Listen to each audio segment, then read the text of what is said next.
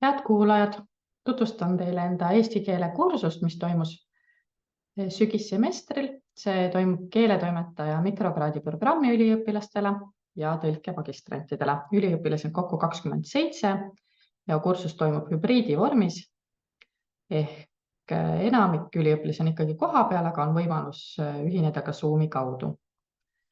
Ma alustan tagasisidest, mis oli väga positiivne. 10 üliõpilast 27 on tagasisidet andnud ja neile meeldis see, et kursus oli hästi üles ehitatud, selged juhised muidugi. Paluvad jätkata samas vaimusõhinapõhist õppimist, õpipäevikud meeldisid, mõnele ka ei meeldinud, ütlesid, et on tüütu. Aga kogu õppeaine ülesehitus oli hästi mitmekesine, erinevate keskkondade kasutamine meeldis, nutilahendused ja muidugi tagasisidet öeldakse mitu korda, et meeldis saada õppejõult tagasisidet, mis oli alati hästi põhjalik, toetav ja õpiindu tekitav, et kohe siis räägin natukene täpsemalt. Kursus on üles ehitatud kronoloogiliselt, alustan muidugi päisest, mis on juba esimesel kohtumisel kindlaks määratud, et millal aine toimub, millal on vahenädal, millal on suurem test. Üliõpilastele meeldib pilt, see on siin nende endi valitud, nad tahtsid öö ja öö piiritähise pilti, et miks ka mitte. Ajakava on üleval ja see natukene muutub. Ma iga kord küsin kohalolijaid ja samuti seda, kui palju neil läks aega viimase kodutöö tegemiseks, et siis ma saan teada, kui palju neil iseseisvate tööde jaoks aega kulub. Peaaegu 30 tundi, kuigi võis minna isegi 56 tundi, aga siia ei ole lõputöid sisse arvestatud ja loomulikult peab arvestama ka üliõpilastega, kellel läheb rohkem aega, et siin on siis selline keskmine. Meie ajakava on siis niiviisi üles ehitatud, et kõigepealt on see õigekeelsuse vormimoodustuse plokk ning siis lauseõppudest korrektuur ja keeletoimetamine, et alguse plokk on selline, kus me teeme väga palju töölehti koha peal ja ka kodus. Eeltestis siis sai juba kätt proovida sellise õigekeelsustestiga, nagu tuli seal keskel teadmiste kontrollina. Ja sissejuhatav küsimustik, kus ma siis küsin ka, et mida nad ootavad e-kursuselt ja milline on nende, siin küsin jah, et e-toe kohta. Ja milline on nende keeletoimetaja või tõlkija taust, et ma natukene teaksin, kellega mul tegu on.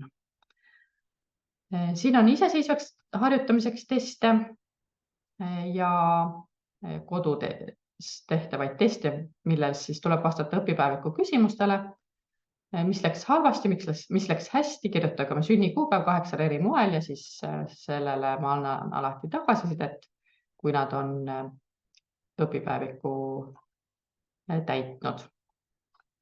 Samamoodi jälle töölehed ja õpipäevik.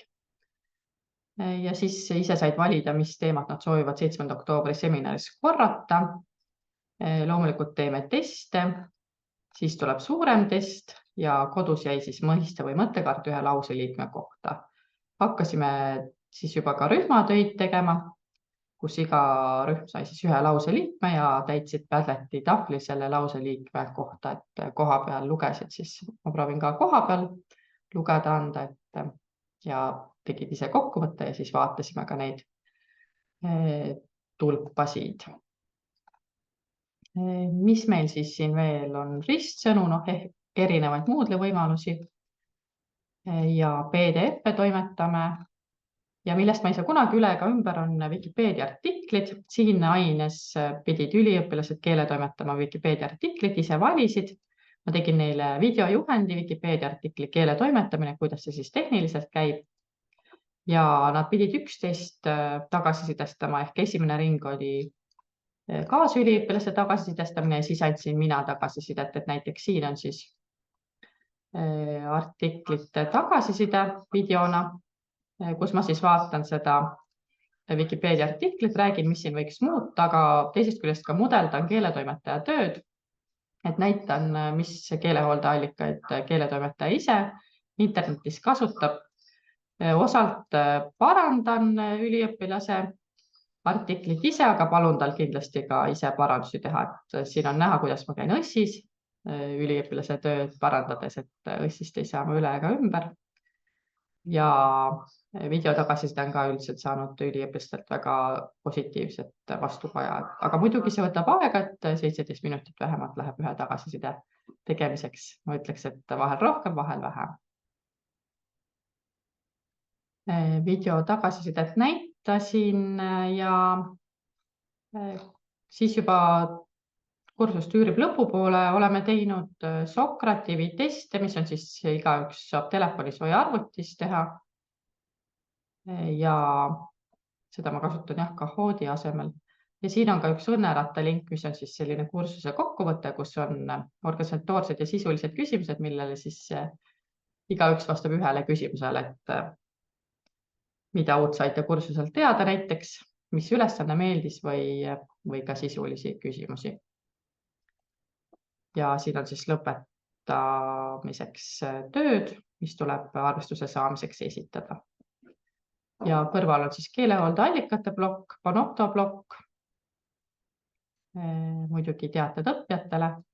Ma loodan, et te saite mingeid mõtteid ja loodan ise ka häid mõtteid saada teie käest, et aitäh!